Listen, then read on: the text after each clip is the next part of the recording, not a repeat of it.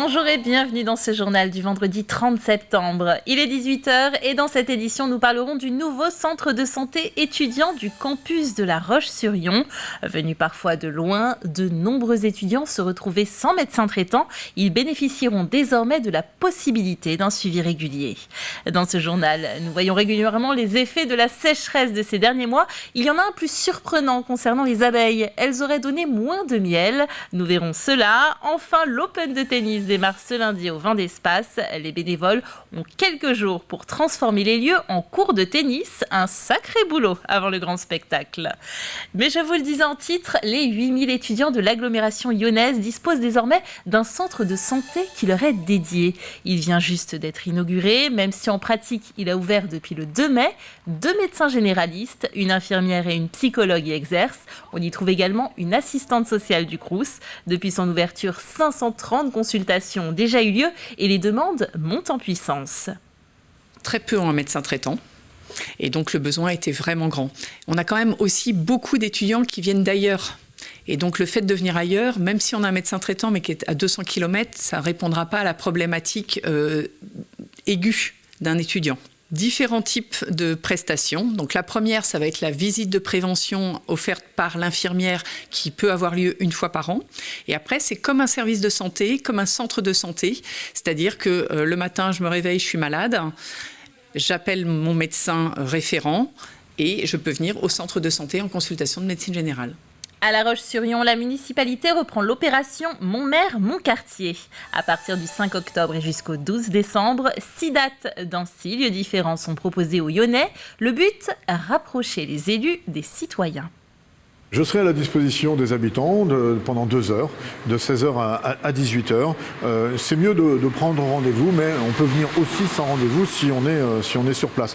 Auparavant, nous avons passé 2 heures de déambulation sur le quartier pour aller visiter les chantiers ou aller voir les commerçants qui le souhaitent pour pouvoir discuter avec eux. Je rencontre les gens qui le souhaitent un samedi matin par mois. Il suffit pour ça de prendre rendez-vous en mairie centrale. Mais peut-être qu'on facilitera la chose en étant dans le quartier pendant 2 heures de temps à la disposition des habitants.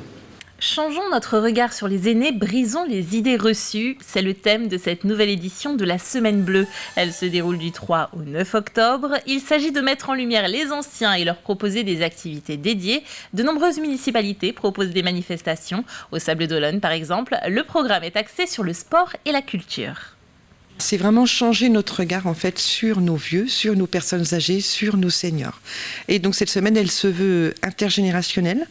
Alors à travers différentes activités, à travers par exemple une balade qui aura lieu autour du lac de Tanchette et donc où on a invité les enfants du centre de loisirs. Et aujourd'hui, on a presque plus de 200 enfants avec leurs animateurs qui seront présents. Une pièce de théâtre aussi, avec de la cohabitation entre une jeune femme et une personne âgée, un brunch, avec la préparation d'un brunch avec les élèves du lycée Valère Maté. En fait, tout ça se veut intergénérationnel, se veut avoir un regard l'un sur l'autre, parce que c'est nos jeunes, nos plus jeunes sur nos vieux, mais c'est aussi nos vieux sur nos jeunes. Pendant les sécheresses, nous ne sommes pas seuls à avoir souffert, les abeilles aussi. Si ces dernières ont besoin d'eau pour vivre, elles ont surtout besoin de se nourrir du nectar, un sucre sécrété par les fleurs. C'est la matière première du miel. Or, en période de sécheresse, les fleurs ont du mal à pousser et n'en produisent plus. Résultat, chez les apiculteurs, la récolte est fluctuante. Alix Lanos a rencontré un des plus gros producteurs du département. C'est la toute dernière récolte de l'année, celle du miel d'été. Un miel teinté des couleurs de la sécheresse qui n'a pas épargné la Vendée. Pourtant, pour cet apiculteur, avec une vingtaine de kilos en moyenne par ruche, l'année n'est pas si mauvaise. C'est une saison qui va rester, on va dire, dans la normalité. Le moins sur l'exploitation, c'est dans le bocage vendéen au mois de juin, où la mielée de toute fleur de châtaignier a été très peu productive due à la chaleur. Puis les châtaigniers, entre autres, sont très sensibles à la chaleur, alors que sur la mielée d'été, on a eu de très bons résultats. De très bons résultats qui ont tout de même nécessité quelques adaptations. La transhumance de certaines de ces 1800 ruches afin d'éviter les zones les plus touchées par la sécheresse et un apport en eau indispensable pour les abeilles. D'habitude, il y a toujours un petit peu de rosée le matin. On a le littoral qui nous apporte cet embrun. Et là, cette année, c'était très faible, donc on a dû alimenter en eau tous nos ruchers.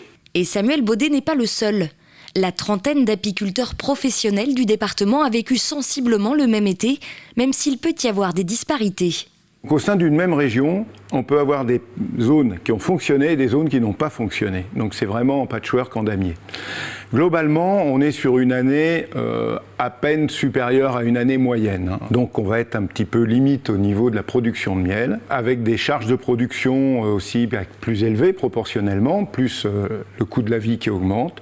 Il y aura du miel français dans les rayons, mais il sera peut-être un petit peu plus cher. D'autant que les apiculteurs ont dû faire face cet été à un problème de taille, le frelon.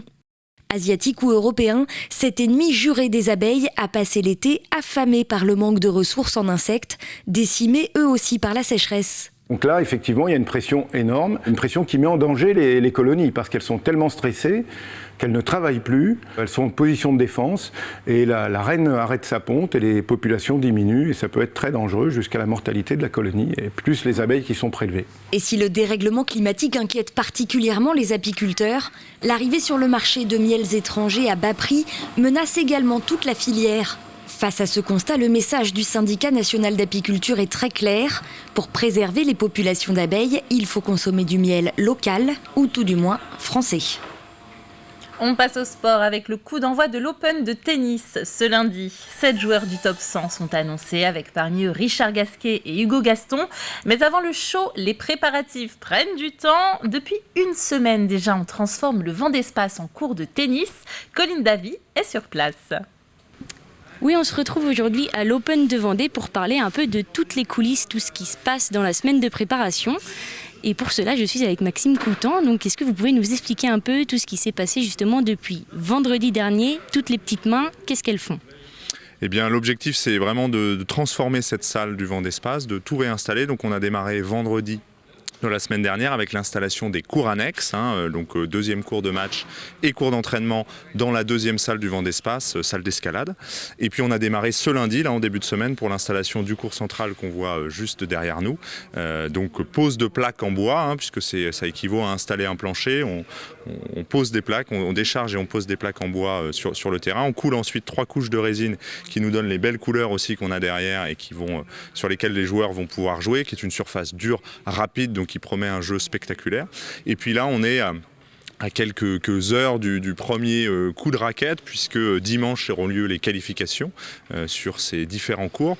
Et donc on est en train de s'affairer à poser les derniers éléments de décoration du stade, avec l'habillage des tribunes et puis la partie panoptique pour mettre en avant tous les partenaires qui soutiennent l'événement. Ça représente à peu près 250 bénévoles et tous ces gens-là, ils s'affairent pour que ce soit un vrai spectacle. C'est ça, est-ce que vous pouvez nous raconter un peu comment on fait ça? Ouais, déjà on a une superbe implication effectivement 250 personnes, et je tiens à les remercier, qui nous aident dans la préparation et la conduite de l'événement. Donc quand je dis préparation, c'est la fameuse semaine qu'on vient de balayer rapidement. On peut que saluer leur engagement, parce que c'est tout ça qui favorise la réussite d'un événement et qui nous permet après de se concentrer sur toute la partie spectacle qui a lieu encore une fois derrière nous sur le cours central. Nous on a vraiment cette volonté de créer un spectacle fort avec des artistes, des artistes tennistiques, de rendre vraiment le spectacle tennis en mode spectaculaire, c'est le cas de le dire. Donc on fait venir d'anciennes gloires du tennis qui sont encore en belle activité. Je pense à Richard Gasquet notamment, Jacques Sock qu'on aura également cette semaine, qui a disputé qui a partagé la dernière partie avec Roger Federer et Rafael Nadal. Et puis face à ça, on a des plus jeunes joueurs, des plus jeunes pousses, françaises et étrangers, qui elles sont là pour on va dire se frayer un chemin dans l'univers tennistique, et donc du coup vont apporter un niveau de jeu exceptionnel, un niveau de jeu moderne qui va se confronter à nos plus anciennes gloires tennistiques, et tout ça crée un spectacle vraiment chouette. Et on essaye au maximum également de rendre le show le plus magnifique possible, c'est-à-dire qu'on va soigner l'entrée des joueurs avec de la musique, de la fumée, créer un certain nombre d'animations sur le cours central. Voilà, on est vraiment un tournoi qui permet d'être au plus proche des joueurs et du spectacle qu'ils proposent, donc ça crée vraiment des émotions assez fortes et des souvenirs assez indélébiles. Moi-même, je me souviens quand j'étais jeune, quand j'assistais à ces tournois-là, ça me donnait encore plus envie de jouer au tennis. Très bien, merci beaucoup. Et si vous voulez vous aussi assister à ce spectacle, l'Open de tennis, ça se déroule du 3 au 9 octobre. Et notez nos 2 éditions spéciales de 85 chronos en direct du Vendée Space lundi et jeudi pour vous faire vivre au plus près l'événement et chaque matin un résumé dans l'émission La Matinale. Du surf avec les championnats de France Masters de surf, sup et longboard qui ont démarré cet après-midi et qui se poursuivront tout le week-end. Une compétition réservée aux plus de 35 ans. Les surfeurs viennent de Vendée mais aussi du Pays Basque, des Landes ou encore de Bretagne. Mais plus qu'un titre, c'est un moment de partage que viennent chercher les riders. C'est réunion, partage, revoir les copains. Là, le monsieur qui est en rouge dans la série derrière, qui est tête de série numéro 1, il est à la maison depuis déjà 2-3 jours. Ça fait 20 ans qu'on se connaît. En fait, c'est pareil pour tous les masters. Généralement, ils ont tous des copains un peu partout. Moi, quand on va dans le Pays Basque, on a des copains. On se pratique tous depuis des années. Ça nous permet d'affronter les autres, de voir si on n'est pas trop rouillé. Et essayer de voir si on n'a pas trop perdu aussi. Si on n'a pas trop changé physiquement. C'est un petit défi annuel, c'est ça. Et la météo de ce week-end, soyons francs, ce n'est pas celle de nos rêves. Il y aura du crachin, des nuages, du vent jusqu'à dimanche matin. Seul l'après-midi dominical sera plus clément avec enfin des éclaircies. Et côté température, ça se radoucira un petit peu. Vous le voyez, 21 degrés dans le sud du département, 19 du côté du littoral pour le samedi. C'est la fin de cette édition. Merci de l'avoir suivi. Vous pouvez retrouver bien entendu tous les replays sur notre site internet tvvendée.fr. Retour de l'actualité fraîche lundi dès 7h pour les leftos en compagnie de Caroline Tronche dans la matinale. D'ici là, passez un très très bon week-end. À bientôt.